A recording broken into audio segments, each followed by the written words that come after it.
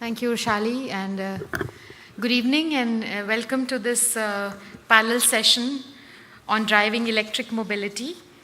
I know we are a little behind schedule, but I think we will be able to cover up some time, and we will also try to make this interesting and interactive. So,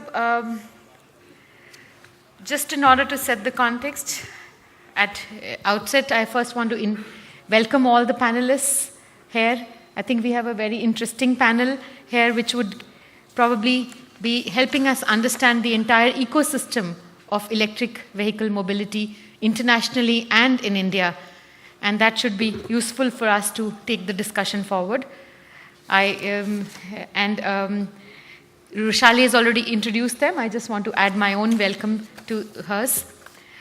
To just set the context, I would like to say that, 2015 has been a landmark year in many ways. We heard in the morning that there was the SDGs that got adopted, the climate Paris discussion. It was also a landmark year because it saw a global threshold of 1 million electric cars on the road being exceeded. So 2015 was also a year from that point of view, and it closed at 1.26 million electric vehicles. So that's in a way was a landmark, as I said. Of course, the electric vehicle stock worldwide has been growing, but we know that 80% of it is probably located in few countries. And there are, ambitious targets. For example, the Paris Declaration on Electromobility and Climate Change and Call to Action sets a global deployment target of 100 million electric cars and 400 million two-wheelers and three-wheelers, electric ones, by 2030. So there are global targets that are, going on. Now, public policies are encouraging the adoption of electric vehicle, though not uniformly across the world. We are seeing that, there are, support which is coming in for accessible charging development through direct investments and through public-private partnerships globally. More needs to be done, and we will hear that from the panelists. Industry and governments and early adopters have actually succeeded in demonstrating that electric cars can deliver the practicality, the sustainability, the safety, affordability that is expected of them. And I think our panelists would again dwell more on this. But in order to scale the adoption, the market still requires policy support to achieve the widespread adoption and deployment that we are looking for. Yeah? If we were to look beyond the car mode of transportation, that is electrification of road transport mode other than cars, whether it's two-wheelers, buses, freight delivery vehicles, that's currently ongoing in a few localized areas. Yeah, and again, I think there are global leaders in this space.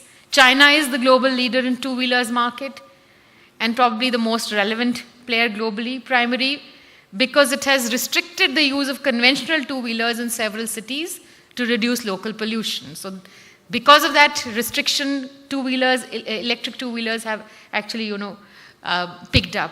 China is also leading the global deployment of electric bus fleet, and more than 170,000 or 17 million buses already circulating today. India in itself is also trying to support and bring more green vehicles. There have been certain policies that have come. I think government does recognize that this is a sustainable mode of transport, and we've seen a few, I would say schemes coming out like the National Electric Mobility Mission Plan and the FAME, scheme which was announced to incentivize. Of course, we need to see whether these have been successful, what needs to change, because one is to put the scheme, but also to see that how this has been successful is very important.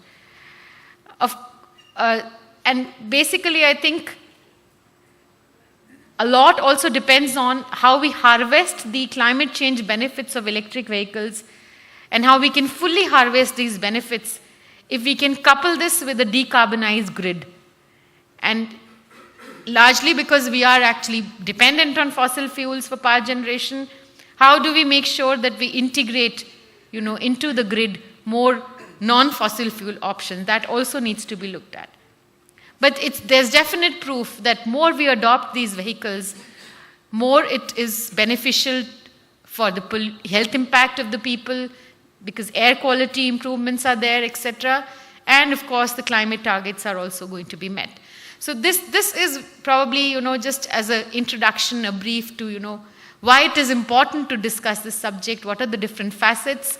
But we have the speakers who will go deeper into each one of these. And I think I will straight away start by inviting Mr. Vinod Pandey, the head Government and External Affairs, BMW Group India, to give us his perspective. Vinod.